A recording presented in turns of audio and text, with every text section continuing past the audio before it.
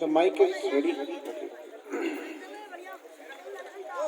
तो जैसा आप सभी जानते हैं कि खड़गपुर देवपुरा जो आपका ये अब तो ये गांव नहीं रहा, अब तो ये शहर का पार्ट बन गया है, नगर निगम का हिस्सा हो गया है।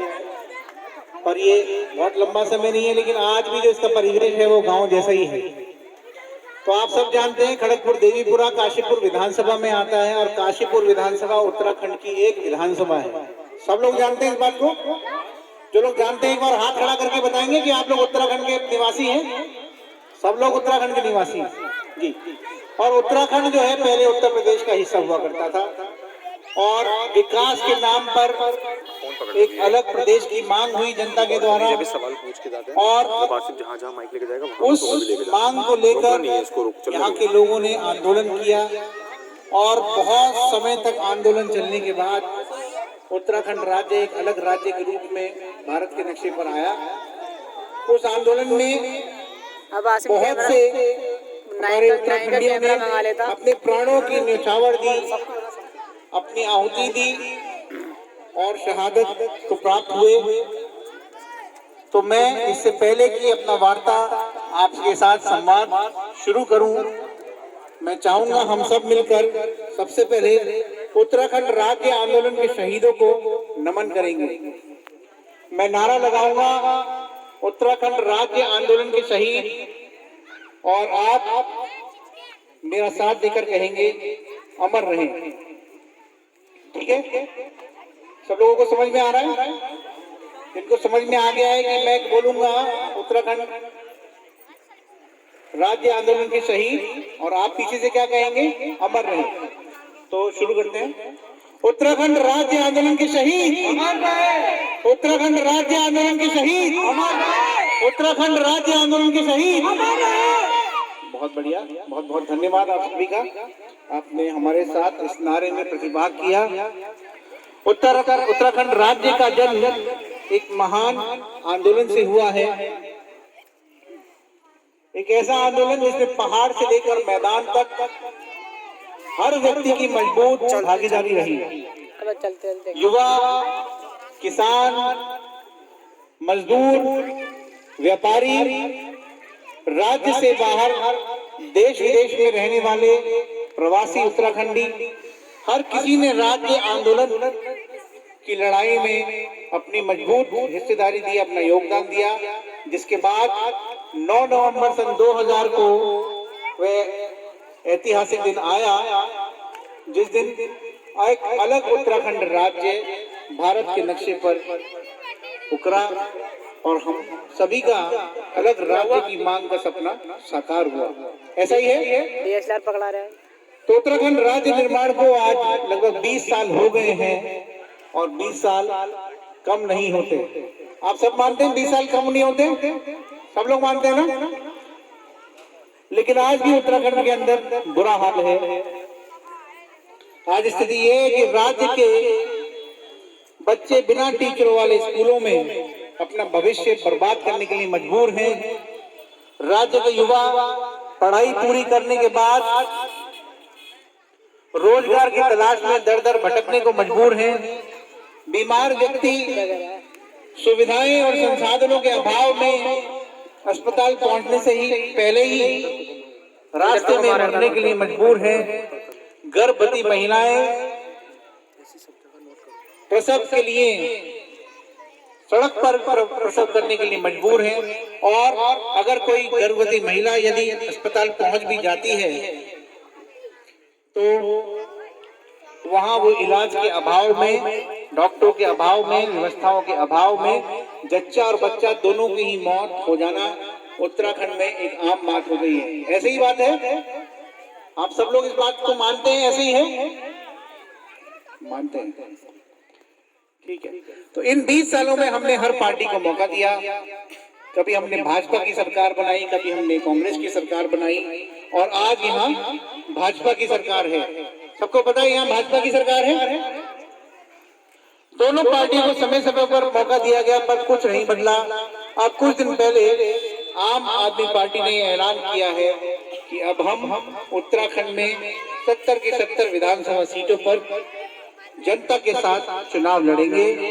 हम लोग आम आदमी पार्टी से आए हैं, हमको अरविंद केजरीवाल जी ने भेजा है आपसे बात करने के लिए। आप सब समय निकाल कर आए, इस बात के लिए मैं आम आदमी पार्टी की तरफ से आप सभी का बहुत बहुत धन्यवाद देता हूं। ये पूरा संवाद, जैसे मैंने पहले भी किया, ये कोई भाषण नहीं है, ये एक संवाद है जिसमें हम दोनों तरफ से बातचीत होगी। मेरी तरफ से कुछ प्रश्न पूछे जाएंगे और आप उसके जवाब देंगे, ठीक है? तो अच्छा ये बताइए कि आप में से कितने लोगों ने केजरीवाल जी के बारे में सुना है? हाथ खड़ा करके बताइए, कितने लोगों ने अरविंद केजरीवाल जी के बारे में सुना है? आपने सुना है। पीछे कुछ लोगों ने नहीं सुना है कभी अरविंद केजरीवाल जी के बारे में? ठीक है, लगभग सबने सुना है, कुछ लोगों ने नहीं सुना है। ठीक है, आप में से कितने लोगों ने आम आदमी पार्टी के बारे में सुना है? हाथ खड़ा करके बताइए। काफी लोगों ने सुना है, फिर भी कुछ लोगों ने नहीं सुना है। कोई नहीं, आज आप जान पाएंगे आम आदमी पार्टी क्या है, अरविंद केजरीवाल जी ने क्या किया है। आप में से मेरा पहला प्रश्न है कि आप में से किस किस के बच्चे सरकारी स्कूल में पढ़ते हैं? हाथ खड़ा करके बताइए। अच्छा ठीक है, तो कैसी पढ़ाई है सरकारी स्कूलों में? कोई बताए कि सरकारी स्कूलों में पढ़ाई कैसी है? पढ़ाई तो बेकार ही हो रही है, उसमें तो बंद ही पढ़ा है स्कूल। एक एक करके बताइए, एक एक करके। पढ़ाई तो बेकार ही हो रही है सरकारी स्कूल में। हाँ जी, बेकार ही कर रहे हैं। कुछ पढ़ाई होती है नहीं होती है?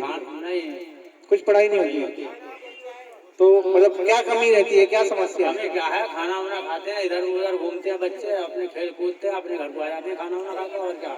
कोई पढ़ाई नहीं हो रही है? आपके बराबर में आप भी कुछ बोलना चाहिए, जी बताइए।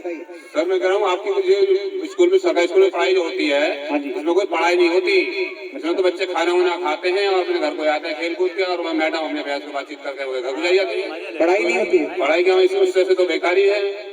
मतलब स्कूल की व्यवस्था ठीक है, वैसे बिल्डिंग है, स्कूल की व्यवस्था तो ठीक है, खैर बिल्डिंग ठीक है, बिल्डिंग बैठने का इंतजाम बच्चों का, वो सब ठीक है। अच्छा, मगर बच्चों को ध्यान नहीं देते ना मैडम सरकारी में। टीचर मतलब पढ़ाई नहीं करवा पाते। आपका कहने का मतलब ये है। कोई और महिलाएं बताएंगी इसमें कि क्या स्थिति है यहाँ के सरकारी स्कूलों की?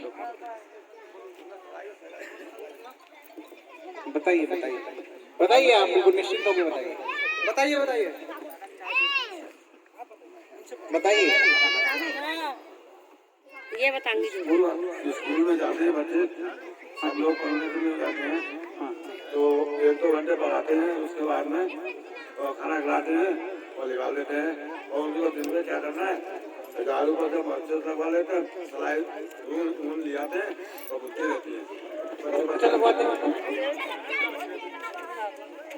झाड़ू पोछा लगवाते हैं बच्चों से। कोई और कोई बताना चाह रहे हैं? हाँ जी सर जी, ऐसा है, बच्चों के जाते हैं स्कूल और जाने में कुछ नहीं है, बच्चे उसमें करने के बाद में इसकी शुरुआत हो स्कूलों की और बच्चों की शुरुआत। मोदी जी ने तो पहले ये कह दिया था बच्चों को नेट डलवा दिए थे, फोन दिलवा दिए थे, वो बच्चे जब पास नहीं हुए, अब क्या होगा? पढ़ाई कैसी है? पढ़ाई कुछ नहीं हो रही जी, बच्चे और पबजी में खेल के बच्चे बेकार हो गए। अच्छा, हाँ, पबजी खेलने लगे बच्चे। अब मोदी जी ने तो ये कह दी थी नो नेट पे बच्चे पढ़ेंगे, अब बच्चे नेट पे पढ़ नहीं रहे, बच्चे तो पबजी खेल रहे हैं। हाँ जी, तो स्कूल जाते हैं बच्चे? हाँ स्कूल जाते हैं, पर जब जावेंगे कहाँ से जब पबजी में पढ़ गए तो वे? तो स्कूल नहीं जाते हैं? हाँ स्कूल नहीं जाते जी, और जावेंगे भी कहाँ से जब 1 साल हो गया तो पबजी खेलते रहे हैं वे। अच्छा, मतलब वैसे स्कूलों की व्यवस्था के बारे में कोई? हाँ स्कूलों की व्यवस्था कुछ नहीं है, कोई व्यवस्था नहीं कुछ नहीं है ना, सब बेकार है। सब बिल्कुल बेकार है। आप बैठेंगे, आप कुछ बताना चाहेंगे? सर ऐसा है, मैडम जो है आती है सुबह, उसके बाद जो है थोड़ी देर पढ़ाती हैं बच्चों को, उसके बाद लंच हो जाता है, लंच के बाद बच्चे खाना खाते हैं ना, तो उसके बाद चाय पी जाती है, मैडम चाय में लग जाती है, पकौड़ी बनवाती है, कभी कुछ बनवाती है, कभी कुछ बनवाती है, बच्चों का ध्यान नहीं दे रही बिल्कुल भी, और बच्चा पासा उठा कर क्लास से कभी भी निकल जाता है, पता नहीं चलता टीचर, पता ही नहीं चलता कब निकल गया बच्चा, बिल्कुल भी ध्यान नहीं है। अच्छा, कोई पता नहीं क्या कर रहा है नहीं कर रहा है, बच्चा पढ़ रहा है नहीं पढ़ रहा है। बच्चे से आप ये समझ लो, आप स्कूल में जाकर देख लो, 3-4 के बच्चे से हिंदी पढ़ने नहीं आएगी, बिल्कुल भी ABCD तक नहीं आती है। ABCD भी नहीं है, ABCD भी नहीं आती। यानी अगर आप तक 100 तक गिनती सुनोगे ना, इंग्लिश तो दूर रही, आप 100 तक गिनती सुनोगे तो वो भी नहीं आएगी। 1 2 3 तो अलग रही है। अच्छा, मतलब कुल मिला के पढ़ाई अच्छी नहीं पढ़ाई नहीं है बिल्कुल भी। जी। अच्छा, कोई ठीक ठाक स्कूल यहाँ से कितनी दूर है जहाँ पढ़ाई अच्छी ये होती तो है? सर जी ये बाजू में स्कूल है, अब इसकी व्यवस्था करवाओ खड़गपुर की। ये बताइए कोई ठीक ठाक स्कूल यहाँ से कितनी दूर है जहाँ पढ़ाई अच्छी होती है इस समय? ठीक ठाक में स्कूल कोई भी नहीं है, आसपास कोई स्कूल? कोई स्कूल नहीं है। प्राइवेट हो या प्राइवेट में भी कोई नहीं हो रही है, प्राइवेट। अच्छा प्राइवेट में हो रही है। बच्चे जा कहाँ रहे जी। बच्चे सर जी जा नहीं रहे। तो क्या प्राइवेट में तो लॉकडाउन की सबसे पहले तो वो फीस मांग रहे हैं 10,000। अब ये 8-10 महीने इस लॉकडाउन लगे हुए हो गए, तो ये बच्चे मतलब गार्जियन फीस कहाँ से जमा करेंगे? जी। तो बच्चों को प्राइवेट स्कूल में कहाँ से पढ़ाए? उनकी किताब है, कॉपी किताब है, और मतलब जो है उनकी फीस वगैरह तो कहाँ से दे गरीब आदमी? तो यहाँ से कोई आसपास कोई स्कूल तो होगा जहाँ ठीक ठाक पढ़ाई होती हो, इसके अलावा? सरकारी स्कूल में कोई स्कूल ऐसा नहीं है। ये एक स्कूल ये लाइन पार बना हुआ है, इसकी बिल्डिंग पूरी गिनने के लिए तैयार है बच्चों के ऊपर। अच्छा अच्छा। मैं कुल मिलाकर शिक्षा समिति का सदस्य हूँ। अच्छा मेरा नाम दीपक कुमार है जी। मैं रेलवे लाइन के स्कूल जो बाहर है उसका शिक्षा समिति का सदस्य हूँ। उसकी बिल्डिंग पूरी गिरने वाली है, अगर बच्चे के ऊपर बिल्डिंग गिर गई तो बच्चे उसके नीचे दब जाएंगे। तो क्या त्रिवेंद्र रावत जी की जो सरकार रही है, अभी त्रिवेंद्र जी जो बदल गए हैं, अब दूसरे रावत जी आए हैं मुख्यमंत्री बन के भाजपा के, जी जी जी। तो क्या उन्होंने इन सरकारी स्कूलों को ठीक करने के लिए कुछ किया? बिल्कुल कुछ नहीं किया। अभी कुछ नहीं किया। कुछ तो किया होगा। नहीं, कुछ नहीं किया। कोई एक आध कमरा सही कराया हो? कमरा 1 मिनट, उसमें थोड़ा सा बस ये आता है कि रिपेयर कर दो, नीचे नीचे की जो बाउंड्री वाल है उसकी रिपेयर कर दो और उसको पुताई करवा दो। बस पुताई करवा रखी है अभी स्कूलों में। अच्छा, ऊपर से लीपा पोती करके? बस बस बस बस बस बस ऊपर। और लीपा पोती भी मैंने ही करी है, मैं भी राजमिस्त्री का भी काम करता हूँ मैं। जी जी। आपके आगे जो बैठी हैं, आप बता पाएंगे? कुछ बताइए प्लीज। आप कुछ बता रही हैं, साथ के साथ बोल रही हैं, माइक पे एक बार बताइएगा। बताइए, आप उसको बोल रही हैं।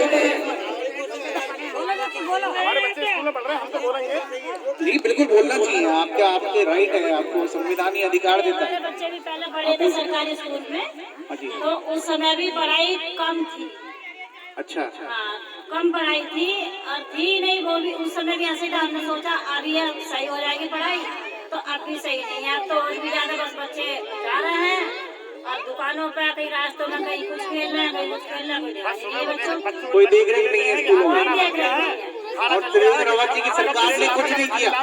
इसी वजह से बच्चे जो है, अगर थोड़ा उनको ध्यान देंगे बच्चों पर, बच्चों को समझाएंगे, अच्छे से पढ़ाएंगे, तो बच्चों से ये भी कहेंगे बेटा घर पे भी जाके आप पढ़ना, तभी तो बच्चे पढ़ेंगे। थोड़ा सा उन्हें डराएंगे भी, तभी तो घर पे आकर पढ़ेंगे। अब कहते थे जाओ, जो गया वो गया, तो उन्हें क्या है, तो हम ड्यूटी दिया है स्कूल में जाकर। अब क्या होगा, अब तो हम PUBG खेले, कुछ भी खेले, वो फिर माँ बाप का कहना भी नहीं मानते। 10,000 के मोबाइल लेके दे दी हमने, स्कूल हमें पढ़ाई नहीं हो रही। 10,000 के मोबाइल लेके दे दिए, जब भी कोई पढ़ाई नहीं हो रही। अच्छा, पढ़ाई के लिए आपने मोबाइल लेके दिए तो पढ़ाई नहीं हो रही है? वो जब ये लॉकडाउन में बंद था, लॉकडाउन में करने के बाद में ये कही थी कि बच्चे देखो, बच्चे तो मास्टर का डर मानने, माँ बाप का नहीं मानते। अब वो करने के बाद हमारा क्या डर मानने के, बच्चे और PUBG खेलने लगे। मतलब कुल मिला के ऑनलाइन पढ़ाई के लिए ऑनलाइन लेके दिए, तो भी पढ़ाई कुछ नहीं हो रही? कुछ नहीं हो रही सर जी। अच्छा, ये बताइए कि आप में से किस किस के बच्चे प्राइवेट स्कूलों में पढ़ते हैं? हाथ खड़ा करके बताइए। 1 2 3 4 5 6 प्राइवेट स्कूलों में 6-7 परिवार से बच्चे पढ़ते हैं प्राइवेट स्कूलों में। तो क्या आपको लगता है कि प्राइवेट स्कूल वाले मनमानी करते हैं, जब चाहे, जब जितनी मर्जी चाहे उतनी फीस बढ़ा देते हैं? आपको लगता है प्राइवेट स्कूल वाले जब मर्जी चाहे फीस बढ़ा देते हैं? पीछे भाई सब बता रहे हैं, वो बता रहे हैं पीछे। प्राइवेट से हमारा भी पढ़ रहे हैं। हाँ, तो प्राइवेट में जो बच्चे पढ़ रहे हैं, क्या आपको लगता है प्राइवेट स्कूल वाले मनमर्जी माफी फीस जब चाहे तब बढ़ा देते हैं, मनमर्जी चलाते हैं? बिल्कुल बढ़ाते हैं ये, मतलब ये टैक्स और वो टैक्स और क्या नाम है, मतलब इन्वर्टर चार्ज हो, चार्ज भला चार्ज, दुनिया भर के चार्ज लगा देते हैं और देने पड़ते हैं। क्या करें, बच्चों को पढ़ाना है, देने पड़ते हैं। कमा तो रहे 300 रुपए, अब 200-250 रुपए कमाने वाले कमा तो 300 रुपए रहे हैं, 200-250 रुपए कमा रहे हैं। अब उसमें वो हिसाब लगा देते ना 500 रुपए रोज के जाएंगे तो वो कहाँ से लेके चार्ज आएंगे। लगेगा, ये चार्ज लगेगा, वो चार्ज लगेगा, दुनिया भर के चार्ज हमारे एक एक करके बताइए, एक एक आपको सबको मौका मिलेगा, एक एक करके बताइए। दुनिया भर के चार्ज लगा देते हैं कि अन्य चार्ज और ये इन्वर्टर चार्ज, लाइट चार्ज, खर्चा चार्ज, ये वो चार्ज। और भाई कुत्ता तक कर लिया उनके उसमें स्कूल में, तो कुत्ते तक का चार्ज है। हम लोगों से ले लेते हैं।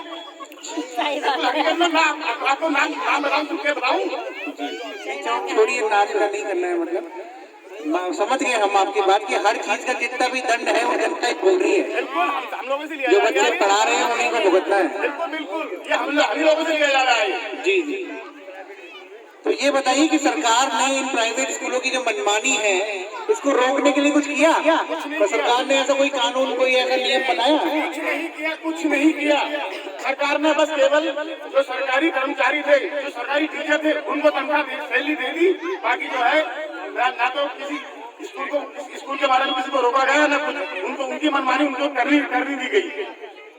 अच्छा, उन्हें फीस चाहिए। उनको जितना भी लॉकडाउन लगा, चाहे अब आपने 1 रुपया कमाया ना कमाया, उनको फीस चाहिए बच्चे की।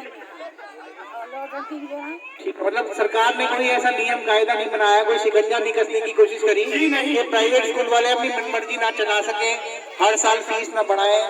आपको कहीं ना कहीं कोई एक तय हो जाए कि भाई इतने साल से पहले फीस नहीं बढ़ेगी तो इतनी बढ़ सकती है, इससे ज्यादा नहीं बढ़ेगी, ऐसा कोई नियम कायदा नहीं। कोई ऐसा नियम कायदा आज तक बनाया ही नहीं सरकार ने। अच्छा, ये बताइए कि सरकार ये प्राइवेट स्कूलों के खिलाफ कुछ करती क्यों नहीं है? क्या ऐसा तो नहीं है कि ये जो प्राइवेट स्कूल होते हैं अधिकांश या तो नेताओं के होते हैं या नेताओं के रिश्तेदारों के होते हैं, या जिनके होते हैं उनके कहीं नेताओं को उनके ऊपर हाथ होता है? उस बारे में मैं बताऊंगा आपको। मेरे बच्चे प्राइवेट स्कूल में पढ़ते थे जी, तो पूरे लॉकडाउन में मेरे बच्चे से फीस मांगी गई थी। मेरे पास बच्चे 4 प्राइवेट स्कूल में पढ़ते थे। लॉकडाउन के मतलब ऑनलाइन पढ़ाई कराते रहे, मोबाइल बच्चों को दे दिया। एक मोबाइल मैं मजदूर आदमी, तो मैं मजदूरी करूँ, मोबाइल बच्चों को दूँ, अपने मैं मजदूरी पर अपने हाथों के साथ लेके जाऊँ या बच्चों को मोबाइल दूँ। और बच्चे 4 हैं, तो चारों में आपस में लड़ते थे कि पापा मैं दूंगा मोबाइल, पापा मैं दूंगा मोबाइल। पर बच्चों की मतलब कुल मिलाकर पढ़ाई नहीं हो पाई ऑनलाइन में जी। अब मैं अपने पास लेके जाऊँ तो पढ़ाई नहीं हो पा रही बच्चों की। बच्चे पढ़ाई कर रहे हैं तो मैं बेकार हो जा रहा हूँ मोबाइल बिना। उसके बाद भी सरकार ने आज तक ये कोई ऑब्जेक्शन नहीं उठाया कि भाई मतलब प्राइवेट स्कूल वालों को या सरकारी स्कूल वालों को, प्राइवेट स्कूल वालों को कुछ तो मतलब ये दिया जाए कि हाँ इनको अपनी जो है सैलरी बरकरार है, मतलब जो बच्चे की फीस है वो बरकरार है। और जो उनके स्कूल में टीचर पढ़ा रहे हैं, जो स्कूल में उनकी गाड़ी चला रहे हैं, उनको घर बैठा दिया गया, उनको कुछ नहीं मिल रहा, उनको घर बैठा दिया गया। ये मैं अपने गाँव के कई नाम सुना दूंगा ऐसे जो कि घर बैठे हैं। ये तो जैसे अभी आप बात बता रहे हैं कोरोना में काल के समय की ही सिर्फ बातें, वैसे जनरली भी कोई सरकार ने कोई ऐसा नियम नहीं बनाया? नहीं, कोई ऐसा कोई नियम नहीं दिया। कोई और इस बारे में बताना चाहेगा? महिलाओं में से कोई बोल पाएगा? अगर कोई बताना चाहे तो प्लीज आप बताइए। उत्तराखंड में कोई नियम मोबाइल माइक में बताइए, माइक में कोई बताना चाहता है? कोई और कोई बताना चाहेगा तो हाथ खड़ा कर सकते हैं। अब वो करने के बाद में नहानो कहते राशन बढ़ता है, अब बच्चों की गिनती आती है, अब प्रधान कल्याण लोग कर रहे हैं, तो इसका क्या होगा? जी, उस मुद्दे पर अभी रुक के आऊंगा, उस मुद्दे पर ही आऊंगा। तो लगभग हम शिक्षा के मामले में लगभग आप लोगों के जो सुन चुके हैं और आपकी समस्याएं लगभग हम लोग ने सवाल जवाब से जान लिए। हम अब मुद्दा थोड़ा बदल रहे हैं, शिक्षा से अब हम स्वास्थ्य की तरफ जाते हैं। तो मेरा प्रश्न है इसमें कि आप में से कौन कौन इलाज के लिए सरकारी अस्पताल में जाते हैं? हाथ खड़ा करके बताइए। 1 2 3 सरकारी अस्पताल में, 4 5 ठीक है। तो कैसे हालात है सरकारी अस्पताल के? क्या हालात हैं, कोई बताइए। सरकारी अस्पताल के तो सर हालात ऐसे हैं कि वहाँ जाके सिर्फ डॉक्टरों की जो फीस है वो बच जाती है, उसके बाद तो सब कुछ प्राइवेट ही है। अच्छा, मतलब वहाँ पर्ची नहीं बनानी पड़ती? पर्ची बनती है, यूपी में 2 रुपए की बनती है, यहाँ 30 रुपए की पर्ची बननी है, 28 की पर्ची है, लेकिन 2 रुपए एक्स्ट्रा ऐसे रख लेते हैं, वो 30 रुपए की पर्ची बननी है। अच्छा, आपने 30 रुपए दिए तो वो 2 रुपए वापस नहीं करते? 28 के बदले 30 काट ली 30 काट लिए। और बाकी जांचें दवाई बाहर प्राइवेट है, दवाई बाहर से लो। कल मैं आई टेस्ट कराने गई थी तो सारी दवाइयाँ बाहर से लिख दी, चश्मा बाहर के लिए बोल दिया, कुछ भी नहीं मिला, अच्छा अस्पताल से कुछ नहीं मिला कुछ नहीं मिला। सब कुछ अंदर मोदी मेडिकल है, उससे भी मना कर देते हैं दवाई लेने के लिए, बाहर प्राइवेट मेडिकल से दवाई लो। मोदी मेडिकल है? हाँ, जो मोदी वाले मेडिकल हैं। अच्छा वो प्रधानमंत्री वाली जो जनौषधि सस्ती दवाई देती है, हाँ, वहाँ से कोई दवाई नहीं मिलती? नहीं, मना कर दिया उन्होंने कि ये दवाई नहीं चलेंगी, बाहर वाले मेडिकल से लो। तो मतलब क्या वो जो सरकार ने करा रखा है वो मेडिकल नहीं, फर्जीवाड़ा लगता है आपको? बस नाम के मेडिकल है, हाँ, दवाइयाँ नहीं मिलती हैं? मना कर देते हैं डॉक्टर ही, जो सरकारी डॉक्टर है क्या, बाहर वाले मेडिकल से लाओ दवाई। अच्छा डॉक्टर ये कह देते हैं वहाँ नहीं मिलेगी, बाहर वाले मेडिकल से लेके आओ। तो बाहर वाले मेडिकल में मिल जाती है? हाँ, बाहर वाले का सर वो प्राइवेट है तो मिलेगा ही, वो तो उनका उसमें कमीशन रहता है डॉक्टरों का। अच्छा जो दवाई सरकारी अस्पताल से मिलनी चाहिए बाहर 500 रुपए में मिल रही है तो वो तो मिल ही जानी है। और जो जांचें होती हैं सब कुछ प्राइवेट होता है। अगर किसी को कोई बीमारी हो जाए और ऑपरेशन कराना हो तो क्या होगा? सर मेरी बहन है, अभी डिलीवरी कराने के लिए गई थी तो ये सरकारी में गए तो एमपी हॉस्पिटल को ट्रांसफर कर दिया, कह दिया कि यहाँ सर्जन डॉक्टर ही नहीं है, तो प्राइवेट अस्पताल में भेज दिया? हाँ, प्राइवेट में भेज दिया। वहाँ इलाज नहीं हुआ? नहीं हुआ, कह दिया सर्जन ही नहीं है। अच्छा और कोई बता पाएंगे? और कोई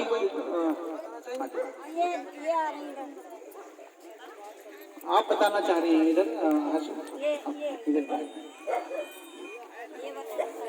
आप बताइए। नहीं यही बहुत बात बता दीजिए जो आपकी बात है, आप अपने हिसाब से बता दीजिए। कोई बात ऐसे ही बात है, ठीक है। और कोई आप में से कोई और बताएगा? जो सरकारी अस्पताल में इलाज के लिए जाते हैं वो बताएंगे कि इलाज अभी सरकारी अस्पतालों के क्या हालात हैं? अरे ये हाल है कि हमारी आशा ऐसी काम कर रही है कि अपनी फीस तो पहले ले लेती है, और चाहे मरीज कैसे भी रहो हैं, उन्हें कोई पता नहीं है, अपनी फीस पहले, और जो बच्चा पैदा होने के बाद में पैसा मिलता है ना जी, तो वो भी अपने ट्रांसफर कर रही है। अच्छा मतलब क्या, जब 2 लड़की हो गई जी, अभी ना जन्म स्थिति का पता ना कहीं का पता, और पैसे जो सरकार की तरफ से मिलते भी हैं तो वो भी अपने हड़प में है। अच्छा तो मतलब जो व्यवस्था है निष्पक्ष नहीं है, आप जांच नहीं सकते कि क्या हो रहा है, क्या मिलना चाहिए? तो कैसे जांचें, वही तो कह सकती है। तो जो बच्चे कहीं अगर बच्चा पैदा होता है कहीं पे, अगर किसी का ऑपरेशन हुआ या नॉर्मल डिलीवरी होती है तो वो सरकारी अस्पताल में हो जाती है? अभी हाँ होती है, और सही मिलता है? अरे पैसे भी मिलते हैं भाई। अच्छा अल्ट्रासाउंड होता है वहाँ पर? अल्ट्रासाउंड के लिए और पहले ले लेती है पैसे। बाहर होता है या वहीं अस्पताल में होता है? अस्पताल से बाहर प्राइवेट में। सरकारी अस्पताल में अल्ट्रासाउंड नहीं होता? बाहर बाहर करवाते हैं वो। अच्छा अंदर करवाते नहीं, सरकारी अस्पताल में है नहीं व्यवस्था। इधर भी आइएगा, यहाँ पर भी आगे भी कुछ लोग पूछना चाह रहे हैं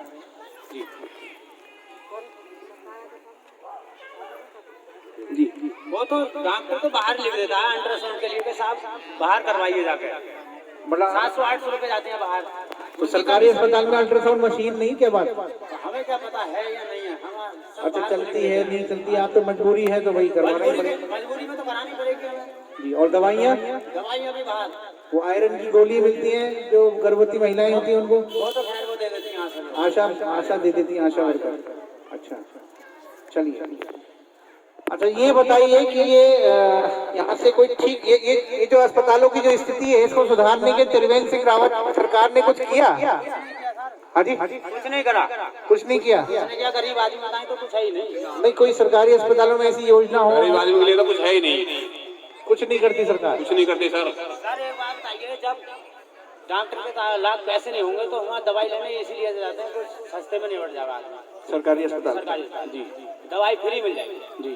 सर दवाई एक आध गोली दे दें तो बाकी सब बाहर के लिए लिख देते हैं। अच्छा, पैसा प्राइवेट से ले मेडिकल से लेगा यहाँ, क्या फायदा हुआ जाने का जी। और उन डॉक्टरों का क्या फायदा हुआ, कहीं तो सरकारी फ्री की नौकरी ले रहे हैं, ऐसे आदमी तो बेकार ही है। तो मतलब आपका कहने का मतलब है सरकार ने इस हालात को सुधारने के लिए कुछ नहीं किया? कुछ नहीं करा। ठीक है, तो यहाँ से ये बताइए कि यहाँ से कोई ठीक ठाक अस्पताल यहाँ से कितनी दूर है जहाँ अगर कोई मरीज हो, अपना कोई इमरजेंसी हो जाए तो उसको ले जाए तो उसकी जान बच जाए? अब कहाँ जाएगा, सरकारी में पहले भाजते हैं। तो सरकारी में जान बच जाती है, इमरजेंसी में जाएगा तो रात को 2 बजे किसी के साथ समस्या हो गई, वो तो बाहर के लिए बोले साहब यहाँ कोई वो नहीं है, बड़ा डॉक्टर नहीं है, तुम बाहर जाइए। अच्छा, कोई से भी लिख देते हैं आप। सरकारी अस्पताल में नहीं होगा? नहीं, कुछ नहीं होगा। रात को अगर किसी के साथ इमरजेंसी आ जाए, कुछ नहीं होगा। शाम को 5 बजे आ जाए तो क्या होगा? सर एक बार मरीज आया था डिलीवरी के लिए जी, उन्होंने क्या काम करा, बोले कि साहब इसे खून चढ़ेगा, ये कमी है, ये कमी है, उन्होंने साहब एक रात जो है डाल दिया। अच्छा, अब उसके पास इतना पैसा नहीं जो प्राइवेट में भर्ती करा। उसने सुबह ही मुझे कॉल करी, 5-6 कॉलें करी, मैं स्कूल में लगा हुआ था। आपके परिचित थे? हाँ जी, अर्चना चौहान थी उस टाइम। अच्छा, डॉक्टर जी। सर वो मिस कॉल मारे, उसके मोबाइल में पैसे नहीं थे। मैं बोला माता जी बोली कि क्या आवाज हुई, तो फोन तो उठा ले। मैंने एक बार कॉल तो कर ले, एक शब्द बोल दे मुझे मोबाइल में तो मैं उठा लूंगा, या इतना से पैसे डलवा लूंगा। मेरे मोबाइल में पैसे नहीं थे। जब उन्हें एक कॉल करी, फिर मैं हाथों हाथ पैसे लाया डरवा कर। आवास विकास में एक डॉक्टरनी थी, उसकी भी दिन की ड्यूटी थी जी। फिर मैं उसके घर गया, मैंने दीदी ऐसे ऐसे बात है और कल का मरीज पड़ा मेरा और डिलीवरी होने वाली है। बोले भैया जी वो तो बहुत बुरा केस है, वो तो डिलीवरी बाहर ही होगी, हमने लिख के तो दे दिया था उसे। बाहर होगी मतलब? हाँ, वो दूसरे हॉस्पिटल में, प्राइवेट में। तो वहाँ भी तो अस्पताल में डॉक्टर ही होंगे। तो मैं बोला दीदी ये करना पड़ेगा, गरीब आदमी है, पैसे नहीं है उसके पास। बोले अच्छा तो तुम मेरे साथ चलो, मैं भी चली। वो चली गई ड्यूटी को। फिर अचानक भोजन से बात करी मैंने, उसके भी मैन मनती करे, हाथ पैर जोड़े मैंने। तो बोली 5000 रुपये चाहिए मुझे। मैंने की 5000 मैं दूंगा, मगर बोले एक चाहिए, जच्चा लोगे या बच्चा। मैंने की दोनों चीज सही सलामत चाहिए। 5000 रुपये पहले लिए उन्होंने, फिर उन्होंने डिलीवरी। बच्चा जच्चा ठीक है आप दोनों? अच्छा, मगर 5000 रुपये मैंने वहीं सरकारी अस्पताल में ही कर दी फिर डिलीवरी? हाँ जी। और वैसे जो है नहीं तो बाहर जाने को कह रहे थे, बाहर लिख दिया जी उन्होंने, पैसे लेके उन्होंने वहीं करी। हाँ जी, 5000 रुपये लिए नगद। उसकी फीस कोई पर्ची वर्ची भी मिली? कुछ नहीं दिया। अच्छा, उसके अलावा और भी पैसे लगे? फिर कोई पैसा नहीं लगा, बहुत में ही हो गया। चलो सस्ते में छूट गया, ठीक है। तो ये आप बता रहे हैं क्या हालात हैं। अच्छा, ऐसे हालातों में जब ये सरकारी अस्पतालों की स्थिति है, तो आप में से कितने ऐसे लोग हैं जो प्राइवेट अस्पतालों में अपने इलाज के लिए जाते हैं? जरा हाथ खड़ा करके बताइए, कितने लोग हैं जो प्राइवेट? काफी लोग। आप लोग सब प्राइवेट अस्पतालों में जाते हैं, तो आपको लगता है कि प्राइवेट अस्पतालों ने इलाज के लिए लूट मचा रखी है? आपको लगता है पैसे बहुत ज्यादा लेते हैं? सर जब सरकारी में कुछ नहीं होगा तो प्राइवेट में करना पड़ेगा। डॉक्टर जितना मांगेंगे वो तो देना ही पड़ता है जब जान बचानी है।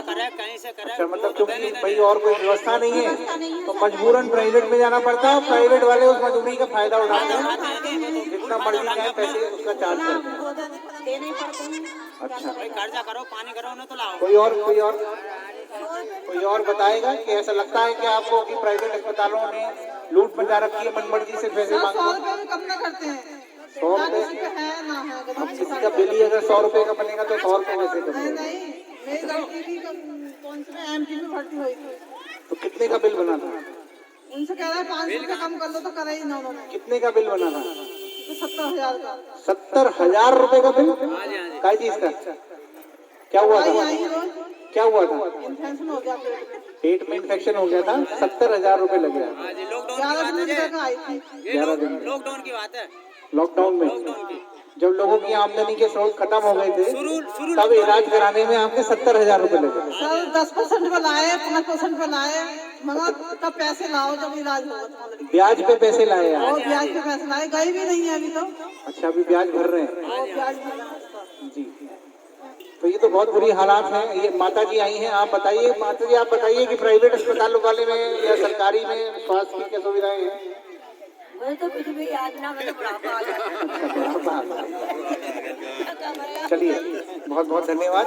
आपने ये स्वास्थ्य के मुद्दों पर भी काफी चीजें बताई हैं, और जिस तरीके से आप सब बता रहे हैं कि प्राइवेट अस्पतालों में भी लूट इसलिए है क्योंकि सरकारी व्यवस्था नहीं है, मजबूरन अपने मरीज की इलाज कराने के लिए हमको प्राइवेट अस्पताल जाना पड़ता है। वो मन मर्जी माफिक फीस चार्ज करते हैं।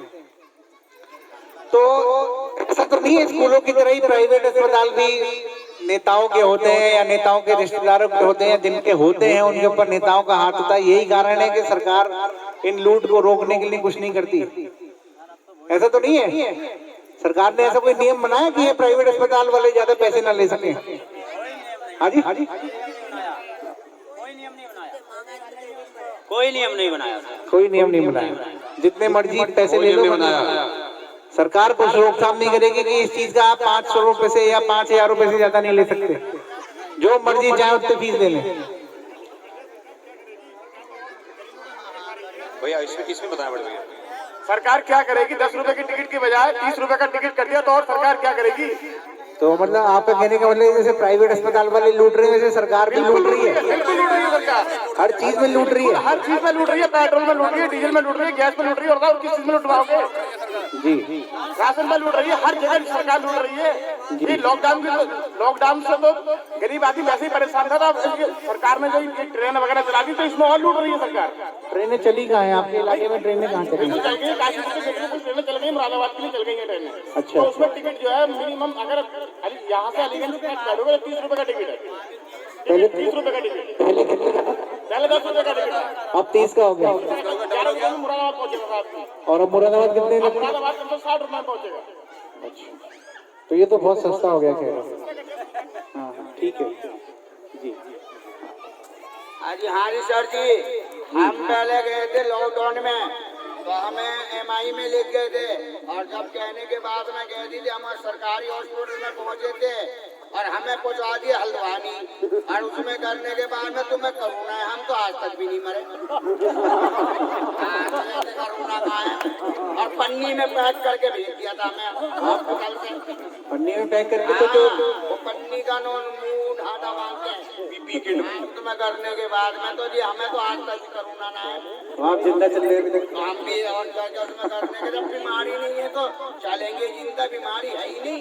ये नाटक बना रखा है ये सरकार ने दिखाने के लिए।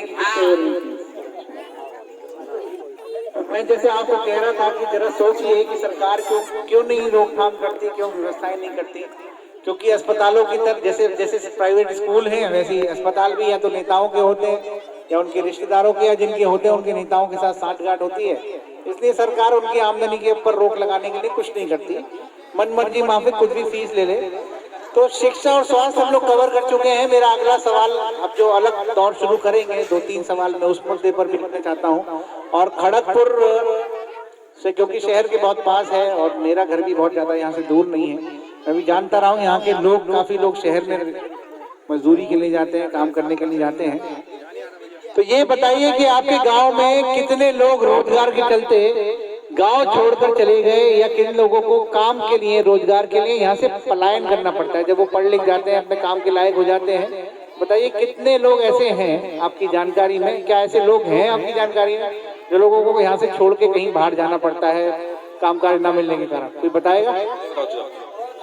हाँ जी, बहुत आदमी है, बहुत आदमी है। बहुत परदेश में पड़ा हुआ है, जहाँ जहाँ चेन्नई है और बहुत दूर तक पड़ा हुआ है। चेन्नई तक? हाँ, चेन्नई तक पहुँचा हुआ है। चेन्नई तो यहाँ से 2-3 दिन लगेंगे पहुँचने में। अपने यहाँ का यूपी का आदमी है, यहाँ का उत्तराखंड का, बहुत दूर तक का आदमी है। तो रोजगार यहाँ नहीं मिलता उनको, इसलिए चेन्नई जाना पड़ता है? जब यहाँ नहीं था इतना जितनी आप हो गया है, अब तो हो गया थोड़ा बहुत इतना नहीं है जितना होना चाहिए। जितना होना चाहिए अब भी नहीं है, तो इसलिए लोगों को बाहर जाना पड़ता है। जब जुआ खून पी रहे हैं यहाँ पर, जब जुआ के तरह खून पी रहे हैं यहाँ पर। कौन? सरकार? अच्छा, आपका कहने का मतलब है सरकार जुए की तरह जनता का खून पी रही है, आप ये कहना चाहते हैं? ये हालात है आज कि सरकार जनता का जुए की तरह खून पी रही है, आप ये लाइन बोलना चाहते हैं? छूट नहीं रही है वो। अच्छा, तो क्या त्रिवेंद्र रावत जी की सरकार ने यहाँ पर कुछ रोजगार के अवसर पैदा हो, रोजगार पैदा हो, ऐसी कोई योजना, ऐसी कोई नीति, ऐसी कोई वैकेंसी कोई ऐसी लाई कोई सरकार? ये युवा बताएंगे। हाँ, ये युवा लोग हैं, जो युवा बच्चे हैं, ये बताएंगे। बताइए। पढ़े लिखे हो। हाँ, उधर वो बताना चाहते हैं। क्या सरकार ने ऐसा कुछ कोई नियम कायदा, कोई ऐसा कुछ बनाया कानून कि यहाँ के रोजगार मिल पाए लोगों को? बनाया तो है माननीय मुख्यमंत्री साहब ने। कौन से? माननीय मुख्यमंत्री साहब ने उत्तराखंड के त्रिवेंद्र सिंह रावत ने हाँ जी, हाँ जी। अपनी एक स्पीच में बोला है क्या युवा रोजगार सरकारी रोजगार की तरफ न भागे, आत्मनिर्भर बने, पकौड़ी बनाए जी, और अपने साथ 2 को और साथ रखें, इससे युवाओं को रोजगार मिलेगा। ये है उनकी पॉलिसी। तो ये तो बहुत अच्छी पॉलिसी है। बहुत अच्छी है। पढ़ना लिखना बेकार, आराम से बच्चे को तैयार करो और उसे 6 साल के बाद किसी भी खड़ पर लगा दो, चले बेटे पकौड़ी बनाना सीख जी, और उसके बाद अपने साथ और 2 को रख लेगा। माइक थोड़ा पास जी। तो इससे जो है ना देश का भविष्य उज्जवल होगा, साइंटिस्ट बनेंगे सारे। पकौड़ा साइंटिस्ट? हाँ, पकौड़ी बना करके साइंटिस्ट इंजीनियर जो निकलेंगे ना, वो यहीं से निकलेंगे। पकौड़ा साइंटिस्ट? पकौड़ा कैसे बनेंगे, है ना? इस बात के साइंटिस्ट युवाओं को देश का भविष्य बनाने हैं, बहुत ऊपर तक लेके जाएंगे इस तरीके। तो ये त्रिवेंद्र सिंह रावत जी का विजन जो है, यहाँ खड़गपुर के जो युवा हैं वैसे ही चल रहे हैं। खड़गपुर के युवाओं की बात नहीं है, पूरे उत्तराखंड में, प्रदेश में जो है ना, यही उन्होंने अपनी स्पीच में बोला है ऐसा जी। क्या आत्मनिर्भर बनो जी, जो पलायन हुआ है उसका कारण भी तो यह है। हाँ, जैसे हम अलग अलग गांव में रोज जाते हैं तो हमें अलग अलग जनता अलग अलग बात होती है। जैसे आज आपने ये बताया, आपने बड़े गौर से ये बात सुनी त्रिवेंद्र सिंह रावत जी की, कि भाई रोजगार के लिए अपना रोजगार पैदा करो, सरकार के ऊपर ना रहो निर्भर। जैसे बता रहे हैं कि पकोड़ा बनाओ, तो क्या खड़गपुर के आप जैसे निवासी हैं, खड़गपुर के कई युवा पकौड़े के ठेले लगाने लगे? नहीं, अभी तो वो मेहनत मजदूरी कर रहे हैं ना, जब तक उनका मेहनत मजदूरी चल रही है, बाहर है, पलायन करे हुए हैं, जब आएंगे तो वही पकौड़ी बनाएंगे और खरीदेगा कौन उन पकौड़ियों को? तो खुद ही बनाएंगे, खुद ही खाएंगे, बस खत्म हो गया देश का भविष्य। तो अभी जब मजदूरी करके लाएंगे, फिर पहले ठेले के लिए पैसे इकट्ठे करके लाएंगे कहीं और से कमा के, फिर ठेले में लगाएंगे, फिर पकौड़ी बनाएंगे और खुद बनाएगी पकौड़ी, खुद ही। आपका कहने का मतलब तो ये हमारे जो मुख्यमंत्री हैं, ये उनकी सोच है, ये आप बताना चाहते हैं? सोच थी, वो माननीय मुख्यमंत्री थे ना, थे। अब कौन है? अब तीरथ सिंह है। वो कैसे? वो भी अभी अपना रंग दिखाएंगे, अभी तो आए हैं फील्ड में। तो रंग दिखने लगा अभी दिखाएंगे वो भी अपना रंग। अच्छा, अभी आए हैं, न्यू है। अच्छा, नए हैं, अभी नई दुल्हन है, अभी नई बहू आई है घर में,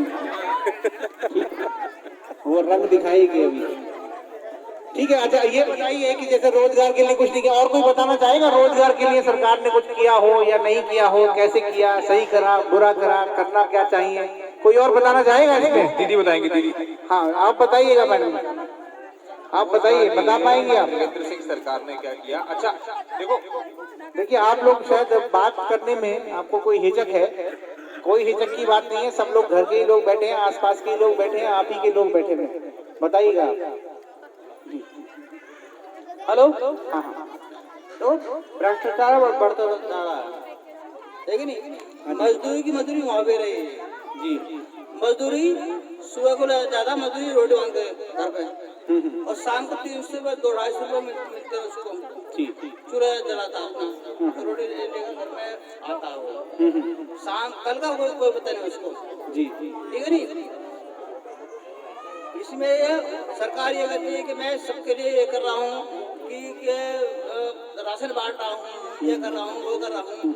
इस चक्कर में मतलब ऐसा ना, मजदूर जो भी कुछ कर रहे हैं बड़े लोग कर रहे हैं जी, मजदूर का कुछ नहीं हो रहा। मजदूर का सरकार ने कुछ नहीं किया। मजदूरी से भ्रष्टाचार है खाली। अच्छा, आप भ्रष्टाचार को जानते हैं? भ्रष्टाचार है, आप चाहते हैं भ्रष्टाचार खत्म होना चाहिए? मजदूरों के लिए खाली बहकावा है कि मैं 500 डाल रहा हूँ खाते में, 1000 डाल रहा हूँ खाते में। 500 के जाते निकाल लिए हमसे, 500 के गैस दे रहे हैं और खाते में डाल रहे हैं, सब वसूल कर रहे हैं मजदूरों से। अच्छा, घूम फिर के वही चक्का घूम रहा है। हाँ जी सर जी, एक बात बताओ, इनने मोदी ने नो कही थी 500 रुपए डाल दिए, तो 500 रुपए तो आजकल में सब्जी भी नहीं आ रही जी। एक हफ्ते की सब्जी नहीं आती। एक हफ्ते ही जब बाजार को नोट लेके जाओ 500 का, तो उसमें करने के बाद में सब्जी भी नहीं आएगी जी। और बच्चों उसमें करने के बाद में ये ट्रेन चल रही थी, तो इसमें 30 रुपए का टिकट कर दिया, रामनगर का भी और वहाँ का भी और अलीगंज का भी। तो टिकट कहाँ से लेके जाता मजदूर आदमी? अच्छा, उस ट्रेन से मजदूरी करने जाता था? मजदूर जाते थे, बहुत रोशनपुर से वहाँ से मजदूरी करने के लिए रामनगर जाते थे मिस्त्री लोग। तो आने जाने में पहले 20 रुपए में हो जाता था आपके? नहीं, 10 रुपए यहाँ से रामनगर के 10 रुपए लगते। 10 रुपए जाना, 10 रुपए आना, 30 रुपए में। अब कितने लगने लगे? अब 30 रुपए जाने के, 30 तो 60 रुपए हो गए। 60 रुपए। तो अब 60 रुपए की मजदूरी कहाँ से? 60 से कहाँ से थी? तो मजदूरों का भी तो करोगे, हम गरीब आदमी कहाँ पर पलेंगे? जी जी। तो गरीबों का मतलब क्या है वो कि मोदी सरकार ने तो सबको गरीबों को मार ही दिया। तो सरकार सुनती नहीं? नहीं, कौन सुनने को जा रहे हैं? हम मोदी आवे तो गोली मारे साले के। वो तो देश के प्रधानमंत्री। ऐसे प्रधानमंत्री बन गए जी। प्रधानमंत्री तो बहुत रही, इंदिरा गांधी भी प्रधानमंत्री रही, सब रहे, पर ऐसा प्रधानमंत्री कोई नहीं बना। ये रंडुओं की सरकार हो गई। ये तो बताते हैं यशस्वी प्रधानमंत्री है, यशस्वी प्रधानमंत्री बताते हैं। कौन से? मोदी जी को। मोदी जी प्रधानमंत्री नहीं रहेंगे अब के। अच्छा, हाँ, पक्की ये बात तो मरेगा गोली से। गोली से तो नहीं, ऐसा नहीं है। जनता अपने वोट से हरा सकती है। हो गई, भड़क गई है। इस जनता ने उनको जिताया है, जनता उनको गिरा भी सकती है। तो जनता ऐसे जिताने में नहीं है, ये मशीन में क्यों गड़बड़ करते हैं? लगता है आपको मशीन में गड़बड़? चलिए, अभी ये रोजगार पे काफी हद तक आप लोगों ने अपना जो आपके अंदर मैं तो नहीं जा पाऊंगा यार अभी किया। चलिए ये बताइए, हम इनको मुद्दा चेंज करते हैं। मुझे ये बताइए कि ये खड़गपुर देवीपुरा में क्या 24 घंटे बिजली आती है? 24 घंटे बिजली आती है, बिजली में कोई समस्या नहीं। गर्मियों में भी 24 घंटे आती है? हैं? आती है फुल ट्रेन? हाँ जी। कोई आप कुछ बताना चाहते हैं या कुछ कहना चाहते हैं? क्या कभी भाग जाती है, कभी भागती है 1-2 घंटे। अच्छा, जैसे कभी कभार चली भी जाती है, चलो वो तो जा ही सकती है। कभी कोई समस्या हो जाए, कुछ हो जाए, वो तो कोई बात नहीं, कोई समस्या हो ही सकती है। लाइन में कोई फॉल्ट आ जाए, ट्रांसफार्मर में कोई कमी आ जाए, तो वो सही हो जाती है थोड़ी बहुत देर में, या कोई घंटों या हफ्तों में आती है? हो जाती है ठीक ठाक। मतलब आपके यहाँ शहर वाली लाइन आती है तो आपके यहाँ ज्यादा समस्या नहीं है। गाँव में काफी समस्या बताते हैं लोग। तो ये बताइए कि अगर कट गई, नहीं आई बिजली, तो क्या आपके बिल भी कुछ कम आते हैं या बिल पूरे ही आते हैं? हाँ जी, बिल पूरा आते हैं। बिल पूरा आते हैं, बिल पूरे आते हैं। बताइए। बिल अभी जमा करा था मैंने जी। बोले कि भाई उसकी रसीद नहीं निकाल के दी मुन्ने 2 महीने की, और 12,800 का बिल था मेरा। कितने दिन में? 12,800। हाँ, कितने महीने का बिल? 2 महीने का और जोड़ दिया, जिसका बिल नहीं आया था अच्छा, उन सहित मुझे बिल जमा मुझसे ले लिए गए हैं। कितने दिन, मतलब कितने पैसे जमा करे आपने? 12,800 कुछ रुपए जमा करे। कितने दिन के? कई महीने के थे। कई महीने के। तो लगभग 1-2 महीने में कितने का बिल आता है आपका? 2 महीने की रसीद, 2 महीने की रसीद नहीं दी थी उन्होंने। आपको 2 महीने का फिर टोपा दे भेज दिया बहन चोदना। कितना? 800 कुछ रुपए का। 800 रुपए। ऐसे ऐसे ग्राहक बहन चो कस्टमर पड़े हुआ। अच्छा, 800 रुपए फिर देगा उन्हें हम। अच्छा, 2 महीने के फिर पैसे दो 800 रुपए जो जमा भी कर दिए वो पैसे मैंने। तो आपको ऐसा तो नहीं लगे, ऐसा तो नहीं आपकी बिजली ज्यादा खपत होती तो 800 रुपए का बिल आना? 2 बल्ब तो सारे चल रहे हैं। एसी चल रहे हो? एसी कहाँ, अभी तो 3 साइड में बहन तो लैंडर भी नहीं भरा मेरा। अब 3 साइड छप्परों में रह रही हूँ मैं। तो आपके तो प्रधानमंत्री के वो आए थे आवास कॉलोनी है जिसको बोलते हैं। सर गरीब आदमी को कौन सुनिया? अब हमारे यहाँ के वो है, क्या नाम है, पार्षद है, कोई भी नहीं सुनता अपने। अच्छा, गाँव वालों की तो अभी चले जाओ साहब माहौल लगा दियो, अरे वो सुबह को करेंगे, वो तो गई है बाहर। अच्छा, महिला है यहाँ पर। अच्छा, आप में से कितने लोगों, अच्छा ये बताइए, आप में से कितने लोगों के बिजली के बिल ज्यादा आते हैं? आपको लगता है बिजली कितने लोगों के बिल ज्यादा आते हैं? हाथ खड़ा करके बिल ज्यादा आते हैं। ज्यादा आते हैं? ज्यादा उधर महिलाएं भी बता रही हैं। बताना पड़ेगा भाई, देखो खुल के आपको हाथ खड़ा करके बताना पड़ेगा कि आते हैं भैया आपका बिल ठीक आता है क्या भैया? आपका बिल आपके ठीक आते हैं बिल, तो हाथ खड़ा रखिए। जब परेशानी है तो थोड़ा सा और थोड़ी परेशानी से क्या बिल आपका ठीक आता है भैया? ठीक है। ठीक आता है? आपको लगता है कि बिजली के बिल ज्यादा आते हैं? उतनी खपत भी नहीं करते, बिजली के बिल कितने आते हैं? तो ये बताइए कि जब हमारे उत्तराखंड के पानी से पूरे देश को बिजली मिलती है, यहाँ जो बिजली पैदा होती है उत्तराखंड में, पर हमें ही 24 घंटे बिजली नहीं मिलती, बस बिजली के बिल आते, बिजली आए कि नहीं आए। तो क्या आपको नहीं लगता बिजली के नाम पर सरकार ने लूट मचा रखी है? लगता है आपको? हाँ जी बताइए। लूट तो मचाई रखी है, लूट मचा रखी है, लगता है आपको? कोई तार भी कोई 60 चेंज हो जाए तो 500 रुपए लेंगे, तार जोड़ने आए तो 500 रुपए ले गया वो। नीचे कर्मचारी जी महिला है पीछे, वो कुछ बोल रहे थे, वो आवाज के लिए पूछ रही है। जी किसी की बस 300 रुपए की मजदूरी में क्या करना है बताओ। 5 बच्चे हैं जी जी जी 3 सेट करी है, वही पन्नी करी है, टपकती है, वो भी बारिश होती है तो किसी ने कही तुमसे 5 बच्चे करिए, 6 बच्चे करिए। लड़की है, 4 लड़की हैं, बाकियाँ शादी भी है, सब है। सही बात है दीदी, हैं? बिल्कुल जायज बात है। बताओ 300 रुपए की दाढ़ी है, बताओ क्या कर लेंगे आप ही बताओ। यहाँ कुछ भैया मजा आना चाहते हैं। हाँ भैया बिजली के बिल ही होते हैं, जितनी वर्तमान रीडिंग होगी उतनी बिल बनेगा। ठीक है, ये नहीं है कि इमरजेंसी आदि बिल बना दे। मीटर होता है कि एक्चुअली बिजली के बिल में कोई भी रीडिंग फालतू जब डाली जाएगी जब उस मीटर में गड़बड़ी होगी। ठीक है, इस प्रकार के जो वर्तमान रीडिंग माइक थोड़ा पास कर रीडिंग आपके भाई 250 रीडिंग। ठीक है, 250 रीडिंग किस प्रकार आई है ये तो देखो पहले आपने कितनी बिजली फूकी है। ठीक है, आपके मीटर में कितने यूनिट कैसे बने, किस प्रकार बने। आप चाहते हो कि 100 रुपए देगा मीटर रीडर को कम करा लें, कभी मीटर रीडर कभी 100 रुपए लेगा, तुम तो खा के चले जाएगा। तुम्हारे तो 100 रुपए फ्री के गए, मीटर के अंदर जो रीडिंग है वर्तमान वो तो छोड़ के चला गया, तुम्हें क्या बिजली का बिल 100 रुपए कम हो गया। किस प्रकार कम हुए ये तो बता दीजिए मेरे को। मान लीजिए 1 महीने में 4000 रेटिंग का बिल बना, 4000 का बिल बना, 4000 रेटिंग का बिल बना, 16,000 रेटिंग किस प्रकार बनी ये तो सोचो। तो आपको क्या लगता है कि मतलब जो रीडिंग आती है सही आती है मीटरों में कोई गड़बड़ तो नहीं है? उस बात के जवाब में अभी आपको मान लीजिए 4000 रेटिंग आई 1 महीने में, उस मीटर को एक बार चेक मीटर लगवा के चेक करा लीजिए। जी चेक मीटर आराम से लग जाता है। चेक मीटर की रसीद कटती है 80 रुपए या 90 रुपए की। कितने दिन में लग जाता है? चेक मीटर लगवाया कभी आपने? अरे मैं खुद ये काम करता हूँ, चेक मीटर लगाने का। हाँ सब काम करके छोड़ दिया मैंने, 8 महीने जा ही नहीं रहा हूँ। क्यों? कोई वजह नहीं जाता। तो तनख्वाह नहीं मिली? अरे भाड़ में जाए ऐसी नौकरी भी। अच्छा क्या हुआ? क्या हुआ मतलब? मैं बता रहा हूँ आपको, जैसे हमने बिजली वाली 4000 रेटिंग आई जी, हम कह रहे हैं हमारी बिजली में 4000 रेटिंग, मीटर रेटिंग ने तो आके देखा बिल निकाल दिया, हाँ भाई 4000 रेटिंग आपने लिखी। पिछली रेटिंग कितनी आपने लिखी, किसी ने कहते भाई लोग बैठे किसी ने रेटिंग लिखी आज तक? पूछो इनसे किसी ने लिखी हो तो बिल में तो लिखी आती है, बिल में तो लिखी आती है। फिर वही बात जो मीटर के अंदर रेटिंग आई आपके पास बुक होती है, विभाग के तक नहीं है जो आप उससे मांग नहीं सकते हो क्या? मांगने का क्या नहीं है, हर आदमी को आगे है। हमारे भैया मीटर में इतनी रीडिंग आई है, हमें एक बार लिख के दे दीजिए। आज की दुनिया में अनपढ़ कोई नहीं लिया, कोई अनपढ़ यहाँ पे। आप काफी समझदारी की बात कर रहे हैं। 5 साल का बच्चा भी है ना, वो सीधे मार कहता है, वो गाली देके बात करता है, समझ गए। और आजकल प्योर वाली दारू वो नहीं मिल रही, मोहब्बत नहीं मिल रही, ना प्योर दूध मिल लिया, मिल गया कच्ची दारू, समझ गए। बिहार से कच्ची दारू मिली। लॉकडाउन में पहले सरकार ने दारू खोल ली क्यों? अरे पहले सुन तो ले भाई, कच्ची दारू मिली। मुद्दे से भटक जाएंगे आप इस तरीके से। अभी आप मुद्दे की बात, हमारा सवाल, आप अपने सवाल पे गौर नहीं कर रहे हैं, आप बहुत आगे ले गए कहानी को। हमारा सवाल बहुत स्पेसिफिक सवाल ये है कि जब हमारे उत्तर, मैं बता रहा हूँ भाई साहब, एक मिनट आप जरा होल्ड, मैं बता रहा हूँ, मुझे पता है किस लाइन पे बात करनी है और आप कैसे जवाब दे रहे हैं, मैं उस बात को सब नोट कर रहा हूँ।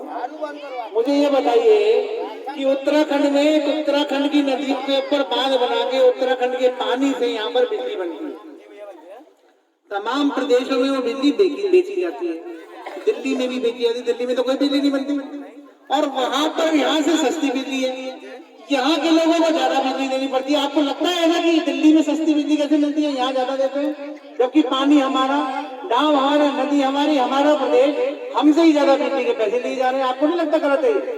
पे सरचार्ज ज्यादा है ना, इस बिल में सरचार्ज ज्यादा लगा हुआ। आप देख लीजिए बिल में कितने 7-8 सरचार्ज है। मतलब आप मानते हैं कि सरकार ने कहीं ना कहीं कोई ऐसे सरचार्ज टैक्स दुनिया भर की चीजें लगा के लूट बना रखी है। आपको बता रहा हूँ, इस टाइम ठेकेदारी जो बढ़ता चल रही है ना, जो एक ठेकेदारी चल रही है, क्या जीनियस की चली थी पहले, अब कल इसके दूसरी कंपनी की चल रही है, कंपनी चल रही है ना, तो उस प्रकार है कि एक बिल में 4 रुपए तो मान लीजिए जो बिल निकालने वाला के हैं, अच्छा, और 6-7 रुपए उसके ठेकेदार के हैं, तो 12 रुपए करीब निकल रहे हैं। 12 रुपए किसके ऊपर निकल रहे हैं? जनता के ऊपर निकल रहे हैं। वर्तमान रीडिंग का मान लीजिए पहले 2 रुपए 75 पैसे थी बिल में, देख लो 70 यूनिट से ऊपर जाएंगे, 100 यूनिट तक बढ़ेंगे 420 रुपए तक, उससे ऊपर नहीं जाएगा कोई बिल। जो 100 यूनिट से ऊपर जाएंगे तो उसका चार्ज ज्यादा लग जाएगा। किस प्रकार लगेगा? उस पर तो जनता के ऊपर डिग्री है, आज तक 100 यूनिट से ज्यादा नहीं पूछ पाता। ठीक है, हमने लगभग आपकी बात समझ ली है, समझ गया मैं कहीं ना कहीं इसमें कोई गोलमाल है बहुत प्राइवेट का। मुझे ये बताइए कि आप में से कितने लोग दिल्ली में रहते हैं? आप में से कितने लोगों के रिश्तेदार या जानने वाले या दोस्त लोग दिल्ली में रहते हैं? कोई है? हाथ उठा के खड़ा दिल्ली में रहते हैं। सामने आ जाइए ना, इधर मुझे पता नहीं चल पा रहा है पीछे क्या हो रहा है। सामने आ जाइए, कुर्सियां कुछ खाली हो गई है, कुछ लोग चले गए। तो जब आपके कुछ रिश्तेदार दिल्ली रहते हैं तो दिल्ली में आम आदमी पार्टी की सरकार जिस तरीके से काम कर रही है, आप लोगों की उन लोगों से बात होती होगी दिल्ली वालों से, तो वो लोग बताते हैं आपको कैसे जनता के लिए काम कर रही है दिल्ली की सरकार? हाँ जी, अरे दिल्ली की सरकार दिल्ली में 200 यूनिट बिजली फ्री दे रही है, और हमारी सरकार यहाँ हर यूनिट पे पैसे पहले 2.5 रुपए थे, 4.5 रुपए का वो ले रही है। तो यहाँ ले रही है। आपकी सरकार दिल्ली में अच्छा काम कर रही है, वहाँ के ये स्वास्थ्य विभाग में, हर विभाग में, मगर हमारी जनता की समझ में कहाँ आ रही है। गाय फिर रही है, फूल ने कर दिया मिट्टी का बिगाड़, आज भी समझ में आई कर रही है। ऐसे तो भाई खड़े हैं, दारू पियेंगे मगर बहुत मोदी हुई देंगे। अच्छा, समझ में नहीं आ रही है हमारे यहाँ की जनता। आप भाई वाले इतने प्रचार में लगे हुए हैं, मेहनत कर रहे हैं, इनकी मेहनत कामयाब होए, और झाड़ू के बारे में सोचो कि यहाँ भी वो सुविधा मिले जो दिल्ली में मिल रही है। आपने काफी हद तक बताया, तो मैं थोड़ा आपको और बता पाऊंगा कि किस तरीके से दिल्ली की सरकार दिल्ली की जनता के लिए अच्छे काम कर रही है। मैं बताऊंगा आपको, काफी हद तक आपने बताया है काम चल रहा है। तो जैसे आपने बताया बिजली के बारे में, जब से 2015 में फुल फ्लेज आम आदमी पार्टी की सरकार पहली बार बनी, ये तो 49 दिन की 2013 में ही बन गई थी सरकार, तब से दिल्ली सरकार में जैसे आम आदमी पार्टी काम करना शुरू करा, तो दिल्ली के स्कूल अच्छे हो गए, वहाँ के अस्पताल अच्छे हो गए, सरकारी स्कूलों के नतीजे अब 98% आए हैं लास्ट ईयर, और जो आज तक के भारत के इतिहास में कभी नहीं हुआ। बिजली अब वहाँ 24 घंटे आती है।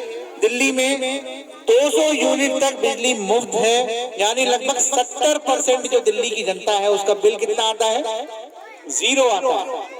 हर महीने आपका अगर बिजली 200 यूनिट की खपत हो रही है तो वहाँ जनता का बिल नहीं आता है, और 200 यूनिट के बाद भी 400 यूनिट तक, सिर्फ 200 के बाद का बिल देना होता है, 400 तक के बीच का नहीं तो बिल नहीं देना होता है 200 यूनिट तक। इसके अलावा, और इसमें 70% आबादी, यहाँ लगभग अभी कुछ लोग चले गए हैं लेकिन लगभग 80-90 लोग दिख रहे थे मेरे को, मुझे लगता है कि उसमें से 70 लोग ऐसे होने चाहिए थे जिनका बिजली का बिल नहीं आता। आप में से कोई ऐसा आदमी है जिसका बिजली का बिल नहीं आता?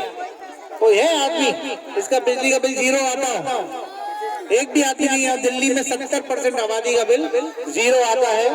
इसके अलावा और बहुत सारे काम जो दिल्ली की सरकार कर रही है, दिल्ली की सारी सड़कें और गलियां शानदार करवा दी गई हैं। वहाँ एक और जो योजना है दिल्ली सरकार की, door step delivery of services. अगर इनमें से कोई बात आपको नहीं भी पता हो तो मैं आपको बताता हूँ door step delivery of services क्या है। Door step delivery of services जो दिल्ली सरकार की एक योजना है, उसमें आप ऐसे समझिए कि जैसे छोटे छोटे कामों के जो प्रमाण पत्र होते हैं, जो हम लोगों को आए दिन अपने जीवन में जरूरत पड़ती है, जैसे जन्म प्रमाण पत्र, मृत्यु प्रमाण पत्र, ड्राइविंग लाइसेंस, राशन कार्ड, जाति या आय का प्रमाण पत्र, ऐसे छोटे छोटे लेकिन गैर जरूरी तो नहीं है, लेकिन जब जरूरत पड़ती है तो वो बहुत काम की चीज दिखाई देते हैं। ऐसे डॉक्यूमेंट्स को बनवाने के लिए दिल्ली वालों को सरकारी दफ्तरों के चक्कर नहीं लगाने पड़ते, जिनके लिए आपको तहसील भागना पड़ता है, कभी पटवारी ढूंढो, कभी कानून वो, कभी नायब तहसीलदार, कभी तहसीलदार, और ये सब मिल जाए तो उसके बाद एसडीएम साहब, जब वो भी ना मिले तो फिर वापस, तो इसमें कई दिन कई चक्कर जो लगाने पड़ते हैं, उस सब से बचने के लिए दिल्ली सरकार के चक्कर दिल्ली की जनता को अब नहीं लगाने पड़ते हैं। ऐसी योजना door step delivery of services है, उसके तहत बस आपको एक नंबर मिलाना होता है 1076, और जैसे ही आप ये नंबर मिलाते हैं, आपके यहाँ एक सरकारी अधिकारी अपने साथ में एक छोटी पोर्टेबल फोटोकॉपी मशीन लेके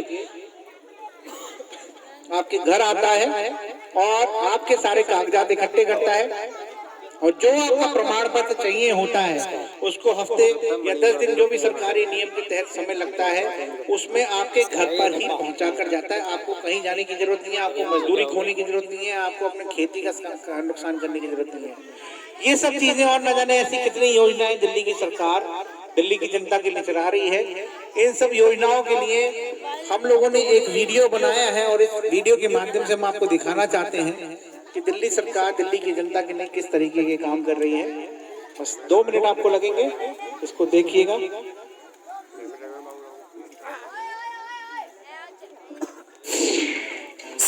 सरकार में फर्क होता है, सरकारों की नीयत में फर्क होता है, और सरकार की नीयत का असर पड़ता है जनता पर। ये वही अंतर है जो दिल्ली और उत्तराखंड के बीच आज दिख रहा है। जहां दिल्ली हर दिन तरक्की की नई ऊंचाई छू रही है, उत्तराखंड की परेशानियां दिन ब दिन बढ़ रही हैं। पलायन का बढ़ता ग्राफ, बदहाल शिक्षा और स्वास्थ्य व्यवस्था, बेरोजगारी, बेकारी और महंगाई की मांग, और सरकार की ओर से कोई मदद नहीं। ये तस्वीर है उत्तराखंड की। वहीं दिल्ली में इस कठिन दौर में दिल्ली की केजरीवाल सरकार ने तरक्की की नई कहानी लिखी है। हर आदमी चाहता है कि उसके बच्चे को अच्छी से अच्छी शिक्षा मिले। गरीब आदमी पैसों की तंगी के कारण अपने बच्चों को सरकारी स्कूल में पढ़ाने पे मजबूर होता है। पहले दिल्ली में सरकारी स्कूलों का बहुत बुरा हाल था। आज दिल्ली के सरकारी स्कूल महंगे से महंगे कॉन्वेंट स्कूलों को भी चुनौती देते हैं। केवल 5 सालों में केजरीवाल जी ने दिल्ली के सरकारी स्कूलों की हालत बदल दी। ये देखिए दिल्ली के सरकारी स्कूल।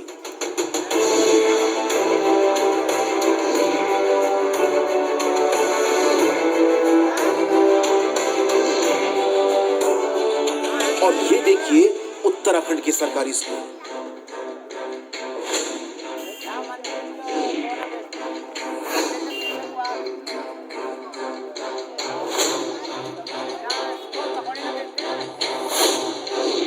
उत्तराखंड में आज सरकारी स्कूलों का बहुत बुरा हाल है। जहां दिल्ली में केजरीवाल सरकार आए दिन नए स्कूल खोले जा रही है, वहीं त्रिवेंद्र रावत ने उत्तराखंड में 2500 से ज्यादा सरकारी स्कूल बंद कर दिए हैं।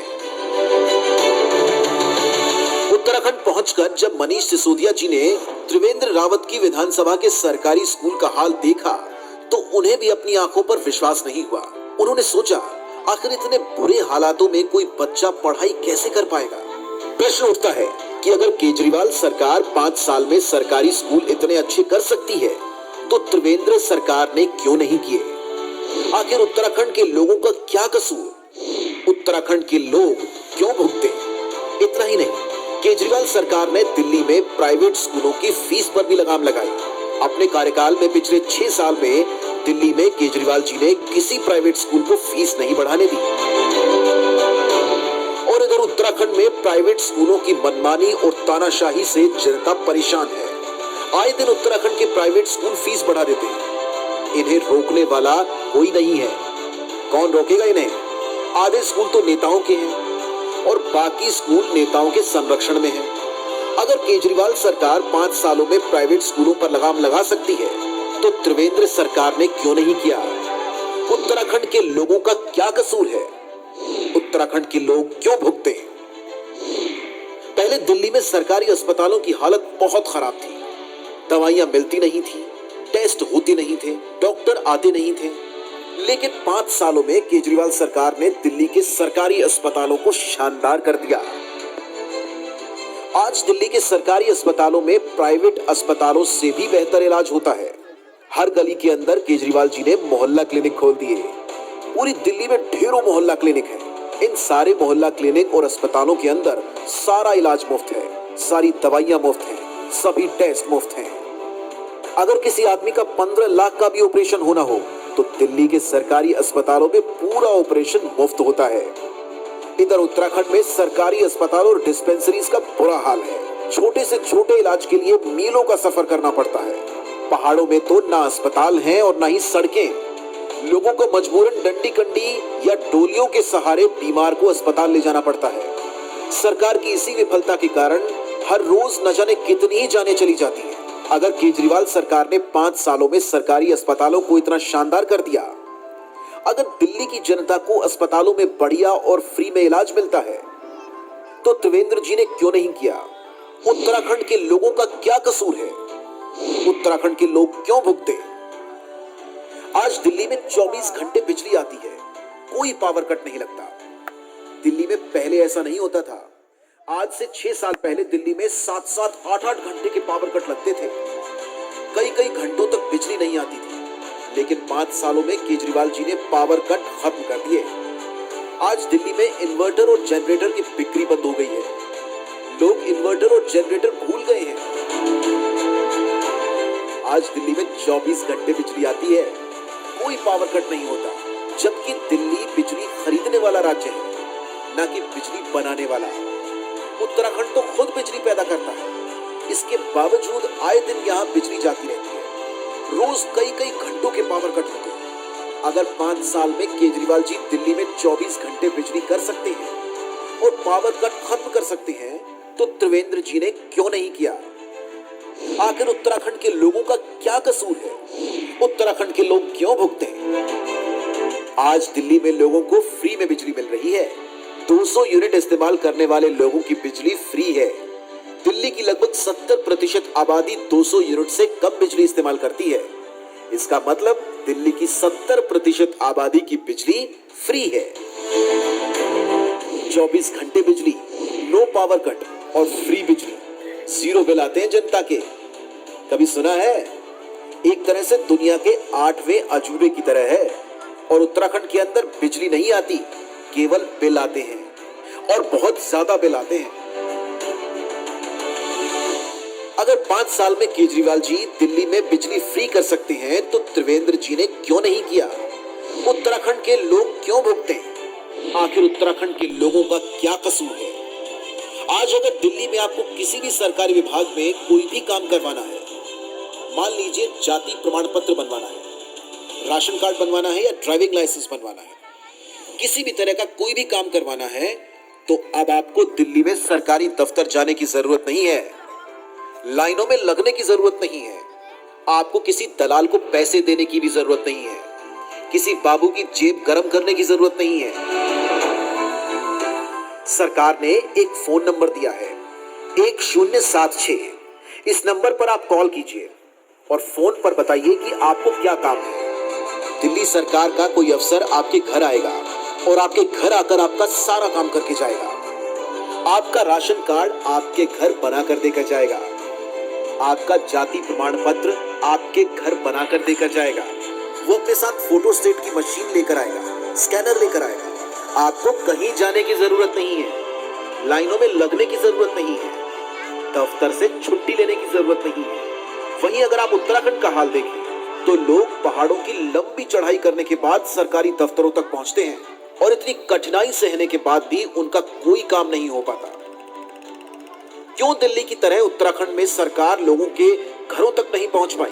अगर केजरीवाल जी 5 साल में ये करिश्मा कर सकते हैं, तो त्रिवेंद्र जी ने 5 साल में क्या किया? आखिर उत्तराखंड के लोग क्यों भुगते हैं? उत्तराखंड के लोगों का क्या कसूर है?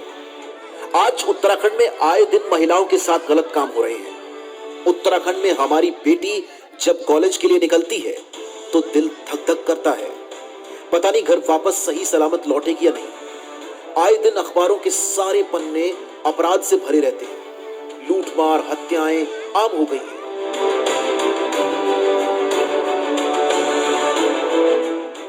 केजरीवाल जी ने दिल्ली के कोने कोने में हर जगह गली में सीसीटीवी कैमरे लगवा दिए हैं। आज दिल्ली में कोई भी अपराधी अपराध करने से पहले 100 बार सोचता है कि अपराध करूंगा तो पकड़ा जाऊंगा।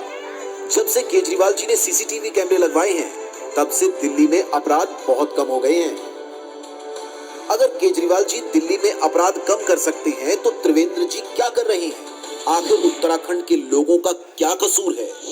उत्तराखंड के लोग क्यों भुगते हैं? दिल्ली का रहने वाला कोई सैनिक बॉर्डर पर शहीद हो जाता है या दिल्ली पुलिस का कोई जवान अपनी ड्यूटी पर काम करते करते शहीद हो जाता है, तो केजरीवाल जी उनके परिवार को 1 करोड़ रुपए की सम्मान राशि देते हैं। केजरीवाल जी उनका सम्मान करते हैं। केजरीवाल जी शहीदों का सम्मान करते हैं। उत्तराखंड वीरों की भूमि है। यहाँ रहने वाला हर व्यक्ति कट्टर देशभक्त है। अगर उत्तराखंड का कोई सैनिक बॉर्डर पर शहीद हो जाए या उत्तराखंड का कोई सिपाही अगर अपनी ड्यूटी पर शहीद हो जाए, तो क्या उसके परिवार को 1 करोड़ रुपए की सम्मान राशि नहीं दी जानी चाहिए? अगर केजरीवाल जी ये कर सकते हैं तो त्रिवेंद्र जी क्यों नहीं कर सकते?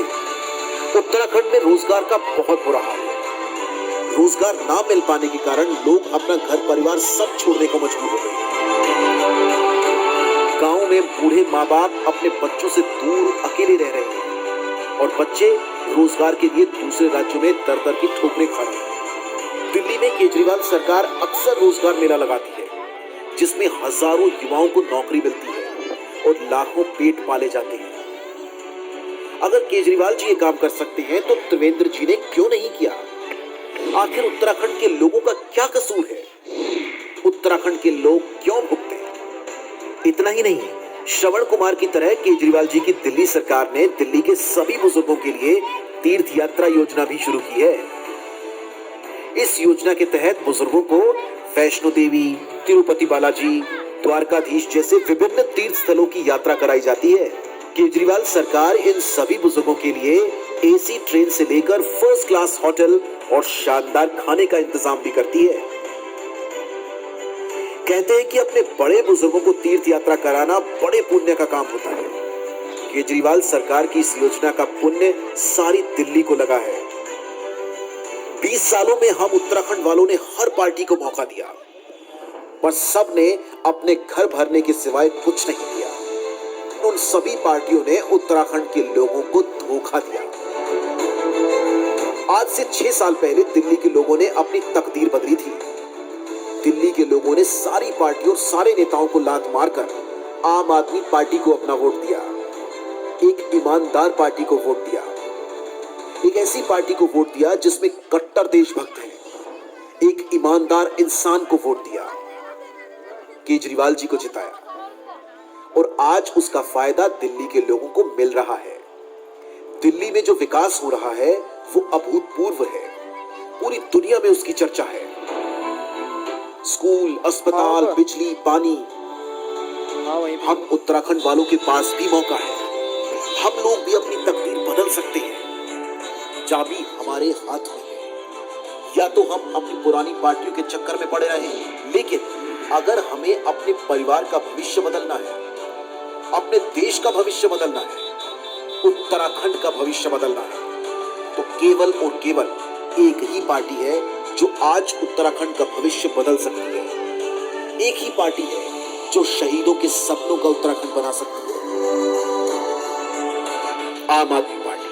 सारे मिल जाओ, सारे जने मिलकर एक बार आम आदमी पार्टी को जिताओ। एक बार आम आदमी पार्टी को जिताने के बाद आप लोग सारी पार्टियों को भूल जाओगे, जैसे दिल्ली के लोग सारी पार्टियों को भूल गए।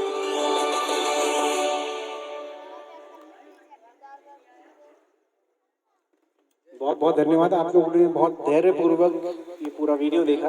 थोड़ी देर और बैठेंगे, बस कुछ सवाल जवाब और रह गए हैं और आपसे संबंधित ये प्रोग्राम लगभग आखिरी फेज में है।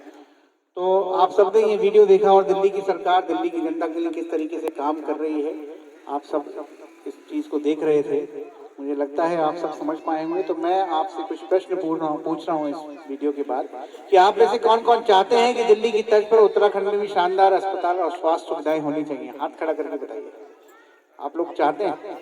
आप चाहते हैं तो हाथ खड़ा करना पड़ेगा, नहीं तो मैं मानूंगा कि आप नहीं चाहते। तो लगभग सब लोग चाहते हैं। उधर आप लोग चाहते हैं?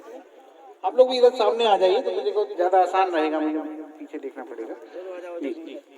तो आप में से कौन कौन चाहता है कि उत्तराखंड के भी सरकारी स्कूल दिल्ली की तरह बेमिसाल होने चाहिए? कौन कौन चाहता है? आप नहीं चाहती? आप नहीं चाहती दिल्ली जैसे स्कूल होने चाहिए? तो हाथ खड़ा करिए। आप सब लोग उधर वो भैया खड़े हैं, दोनों आपस में बात कर रहे हैं। दिल्ली जैसे स्कूल चाहिए आपको? चाहिए। आप में से कौन कौन चाहता है उत्तराखंड के हर युवा के पास रोजगार होना चाहिए? कौन कौन चाहता है? आप नहीं चाहते? आप भी चाहते हैं। आप में से कौन कौन चाहता है कि दिल्ली की तर्ज पर उत्तराखंड में भी बिजली पानी मुफ्त होने चाहिए, 24 घंटे बिजली पानी आने चाहिए? कौन कौन चाहता है? सब लोग चाहते हैं। तो फिर हाथ खड़ा कर दीजिए। ठीक है। आप में से कौन कौन चाहता है कि हमारे गांव की सड़कें नालियां सब अच्छे ढंग से बने, अच्छे ढंग से पक्की हो, बढ़िया बननी चाहिए? सब लोग चाहते हैं। अच्छा ये बताइए कि आप में से कौन कौन चाहता है तो दिल्ली जैसा विकास उत्तराखंड में भी, पूरे उत्तराखंड में वैसे ही विकास होना चाहिए? सब लोग चाहते हैं। पूरे देश में जाते हैं आप और भी बड़े देश पढ़ते हैं, आप पूरे देश में जाते हैं, सिर्फ उत्तराखंड तक नहीं पूरे देश में ऐसा विकास होना चाहते हैं। तो ये बताइए कि झाड़ू किस पार्टी का चुनाव निशान है? किसी को पता है? झाड़ू किस पार्टी का चुनाव निशान है? हाँ जी, आम आदमी पार्टी। कौन सी पार्टी का चुनाव निशान झाड़ू है? चलो जोर से बोलेंगे, सब लोग मिलकर एक साथ बोलेंगे। कौन सी पार्टी का चुनाव निशान झाड़ू है? अब इस सवाल को मैं उल्टा करके पूछूंगा। ये बताइए कि आम आदमी पार्टी का चुनाव निशान क्या है? क्या है? क्या झाड़ू है? पक्का सबको पता है? आम आदमी पार्टी किसकी पार्टी आपको पता है? अरविंद केजरीवाल वाली पार्टी जो है वो आम आदमी पार्टी कहलाती है, उसका चुनाव निशान झाड़ू है।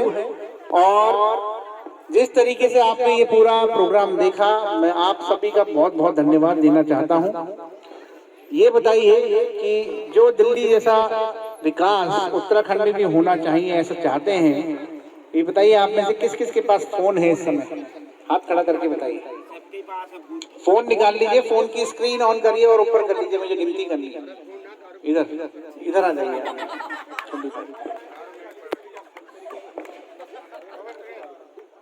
स्क्रीन ऑन कर लीजिए जिससे गिनती हम कर पाए, पता चल जाए ये फोन है। फोन निकाल के ऑन करके और हाँ ऐसे 1 2 3 4 5 6 7 8 9 और कोई 10। ठीक है, अभी 10 फोन है।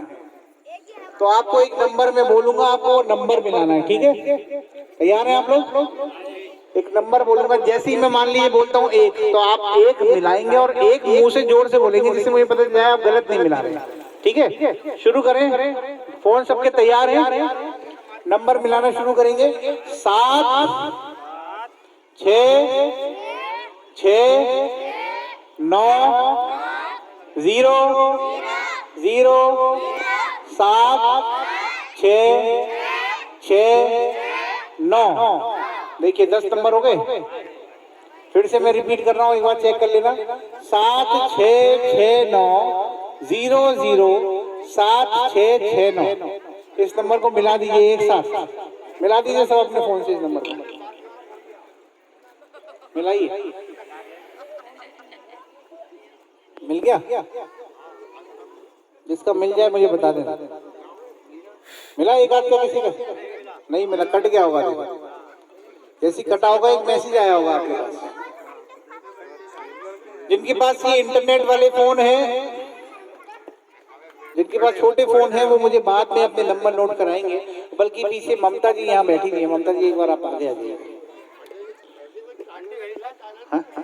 घंटी गई फिर कट गई, अब घंटी गई वो कट गई, अब आंटी आ गई।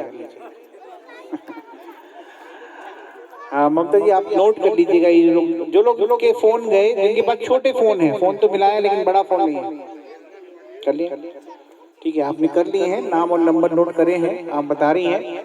फिर भी जिन लोगों का नंबर नोट नहीं हुआ है, आप ममता जी हैं, ममता शर्मा जी हैं, आप यहीं पास में रहती हैं, हमारी आम आदमी पार्टी की इस एरिया को देखती हैं और हमारी काशीपुर विधानसभा की महिला विंग की आप अध्यक्ष भी हैं, आप ही के क्षेत्र से पास में ही रहती हैं, आना जाना इस इलाके में इनका लगा रहता है।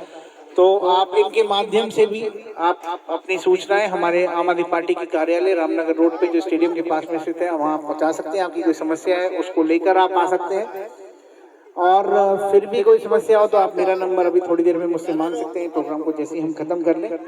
ये बताइए, सब लोगों ने मिला लिया? जिनके पास SMS आया है उसमें एक लिंक के माध्यम से आपको जुड़ना है। व्हाट्सएप जो लोग चलाते हैं, आपके पास एक व्हाट्सएप ग्रुप का इनवाइट आएगा और इस माध्यम से आप अरविंद केजरीवाल जी से जुड़ जाएंगे। आम आदमी पार्टी से आपके पास सूचनाएं आने लगेंगी। आम आदमी पार्टी आम जनता के लिए क्या क्या योजनाएं बना रही है, क्या क्या काम कर रही है, आपके पास सूचनाएं आती रहेंगी। हाँ, मैसेज आएगा, मैसेज आएगा, जी जी, उसी मैसेज, ये बड़े वाले फोन में होगा, आपके फोन में नहीं हो पाएगा। कोई परेशानी की बात नहीं है, आप ममता जी को अपना नंबर लिखवा लीजिएगा, वो व्यवस्था हम कुछ और करेंगे। ठीक है, इसमें से कुछ पैम्फलेट निकालेंगे। अच्छा, ये बताइए कि आप लोगों ने नंबर से मिला के अरविंद केजरीवाल जी से तो आपने संपर्क स्थापित करने की व्यवस्था कर ली है। मुझे ये बताइए कि आप में से ऐसे कौन कौन लोग हैं, हाथ खड़ा करके बताएंगे, जो आम आदमी पार्टी के साथ जुड़ना चाहते हैं? हाथ खड़ा करके बताएं, कौन कौन जुड़ना चाहते हैं? कौन कौन आप जुड़ना चाहते हैं आम आदमी पार्टी से? नहीं जुड़ना चाहते हैं? हाँ जी, नहीं जुड़ना चाहते हैं? नहीं, अगर नहीं जुड़ना चाहते हैं तो बिल्कुल भी मत करिए, लेकिन जो जुड़ना चाहते हैं वो हाथ खड़ा रखें, मुझे गिनती करनी है। 1 2 3 4 5 6 7 8 9 10 11 12 13 14 15 16 17। बच्चों के हाथ नहीं गिन रहा हूँ। 18 19 20 21 22 23 24 25 लगभग 25 26 आप भी हैं। आपके पीछे जो बाबूजी खड़े हैं 27 28।